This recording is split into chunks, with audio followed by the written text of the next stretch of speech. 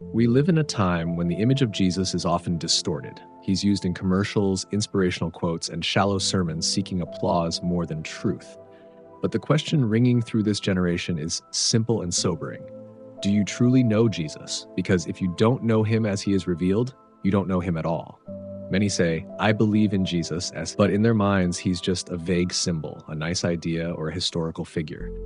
The true Jesus of Scripture is more than a teacher.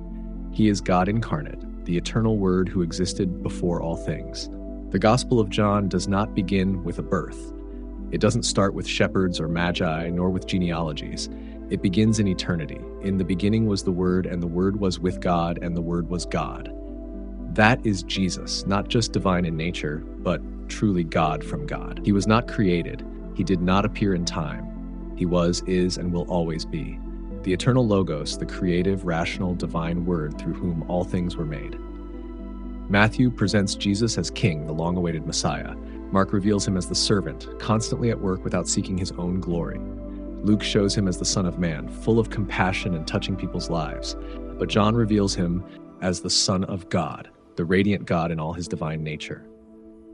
And no wonder the traditional symbol for John's gospel is the eagle, for this gospel soars above all, contemplating heaven and eternity.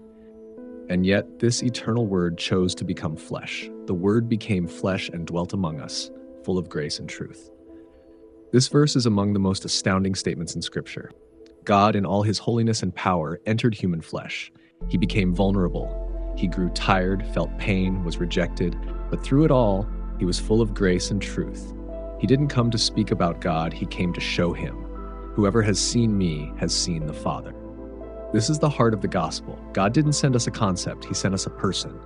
He didn't give us a guidebook, he gave us his own Son. And in him we see the divine character in human form. Gentle yet just, authoritative yet humble, powerful yet a servant.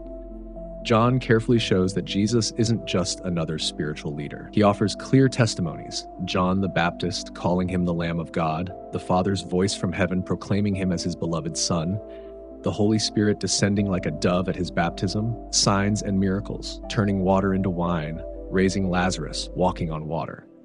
These were not tricks. They were confirmations that God was with him. His words carried weight, and none spoke like he did. Yet many rejected him because they loved darkness more than light. Accepting Jesus isn't merely joining a religion. It's humbling yourself, submitting your life to a king who does not compromise truth. Faith isn't an opinion, it's surrender. You can't live for yourself and still claim to follow him. He demands everything because he gave everything. He descended from glory so you could rise from ruin. He died so you might live. He was rejected so you'd be welcomed. Now he asks, who are you to me? This isn't a theological question. It's the one that determines your eternity. If you hear his voice today, don't harden your heart. He calls you not to a religion, but to a living relationship. Not to moral performance, but to a heart surrendered to the eternal Word, the living God, the only way, the truth, and the life. And whoever believes in him will not perish, but have eternal life. Faith is the most spoken word among Christians today, and perhaps the most misunderstood. In a world full of religious vocabulary, music, and behaviors, it's easy to confuse real faith with mere membership, a mental agreement, or family tradition. But in the Gospel of John, faith isn't a vague concept. It is the key to eternal life, the dividing line between light and darkness, salvation and condemnation. Jesus said, "For God so loved the world that he gave his only Son, that whoever believes in him should not perish but have eternal life." This is one of Scripture's most famous verses, and one of the most misunderstood.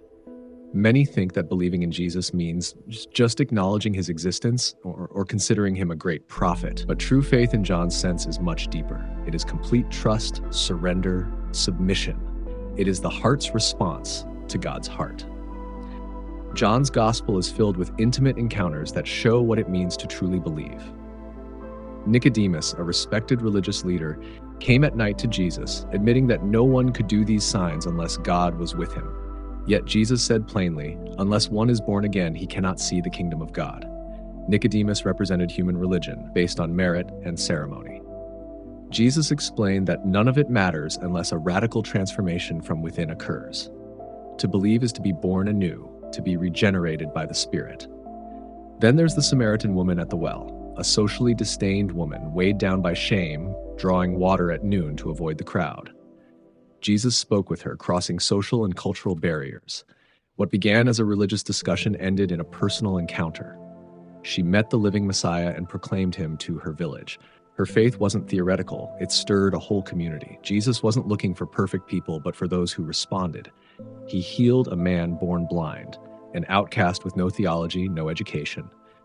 When asked who healed him, he simply said, "Whether he is a sinner, I do not know. One thing I do know, that though I was blind, now I see." His simple testimony outraged the religious leaders, but Jesus affirmed him. His simple, humble faith surpassed all religious credentials. Faith in Jesus isn't a temporary emotion. It's a deep movement of the soul responding to God's love. And that love was sacrificial. God did not send his Son to condemn the world, but that the world might be saved through him. Yet John tells us that judgment is already active because people love darkness rather than light. Faith is not mere acceptance, it's a choice. It means stepping out of darkness into light, leaving comfort for holiness, living for someone greater than yourself. Faith is not passive. It walks, fights, forgives, serves, suffers, perseveres. Real faith is alive because it is rooted in a living Christ. Today, Jesus stands in front of your heart and asks again, "Do you believe in me?" He is not asking how much you know, but whether you live what you know. He doesn't care about your past religious experiences. He cares about your present walk. Saving faith isn't an emotional decision. It's a radical life change. It is an encounter with a love that breaks you and rebuilds you in his image. And it all starts with God's love. He loved the world. He sent his Son while we were still sinners. That love confronted the darkness of our hearts and offers eternal life to anyone who responds, because whoever believes in him will not perish. And whoever includes you. Eternal life doesn't begin when we die. It begins when we believe. This revelation in John's Gospel is astounding, yet often overlooked. Many Christians live as if eternal life is a distant future, a heavenly destination only reached after our best efforts. But Jesus says something else. Whoever believes in me has eternal life, not will have, but has. Eternal life is a present reality, a divine quality of existence, not just an infinite duration. It is true, ongoing fellowship with God, starting now and continuing forever. Jesus didn't come just to take us to heaven. He came to bring heaven to us. He is eternal life, not just giving it, but being it. This is the essential difference between religion and salvation. Religion offers hope for tomorrow. Salvation offers a new life today. Religion tells you what to do to be accepted. Christ says what he has done so you can be accepted. In John's Gospel, Jesus uses powerful metaphors to explain this life he offers. He says, "I am the bread of life. Whoever comes to me shall not hunger." Just as physical bread sustains the body, Christ sustains the soul. Without him, the soul starves. You can have wealth, success, status, but without this bread, you live in spiritual hunger.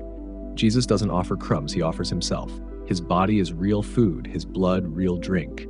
To eat and drink is to enter union with him, to live by him. He adds, "I am the light of the world. Whoever follows me will not walk in darkness, but will have the light of life." In a world full of moral and spiritual darkness, Christ's light isn't just a guide, it is life. Light banishes fear and confusion. When his light fills you, you know who you are, whose you are, and where you're heading. He said, "I am the good shepherd, a shepherd who stays when wolves come, who knows the sheep by name, who leads them with love." It's not a distant relationship, it's close and personal. A good shepherd sacrifices for his sheep. That's eternal life, fellowship of love, protection, guidance, sacrifice, and security.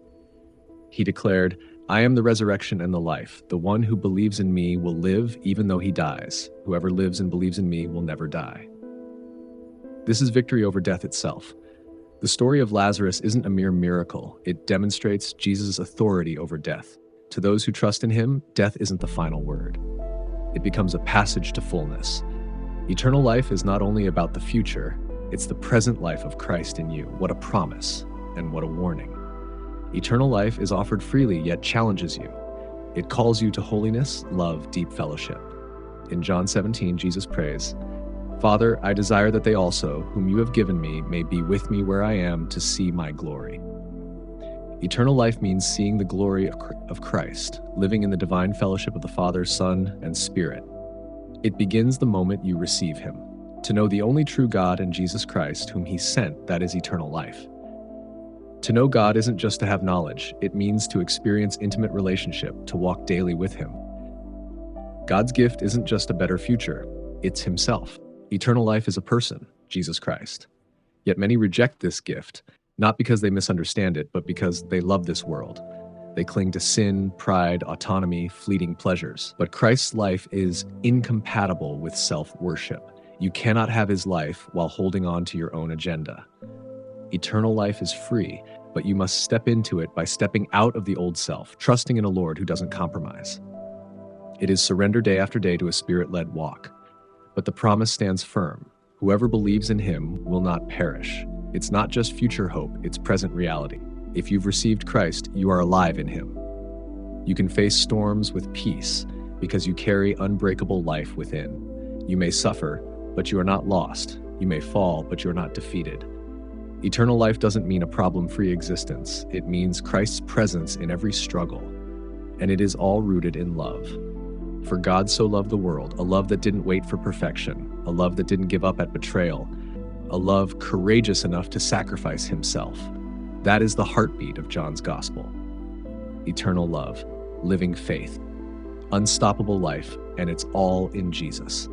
Outside Him there is nothing. In Him there is everything. Today, hear this invitation with a soft heart. Eternal life isn't reserved for the perfect or the devout. It's for those who believe, and whoever includes you. If you come to Him with a broken heart, with a genuine hunger to follow, He won't reject you. He will forgive, fill, live through you, and you will live now and forever. That is His promise. And God never lies.